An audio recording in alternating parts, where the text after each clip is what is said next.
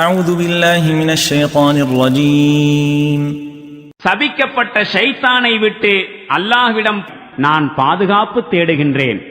قل إنما حرم ربي الفواحش ما ظهر منها وما بطن والإثم والبغي بغير الحق وأن تشركوا بالله ما لم ينزل به سلطانا وأن تقولوا على الله ما لا تعلمون. நபியே, இவர்களிடம் நீர் கூறுவீராக, என்னுடைய இறைவன் தடை செய்திருப்பவை இவற்றையெல்லாம் தான்.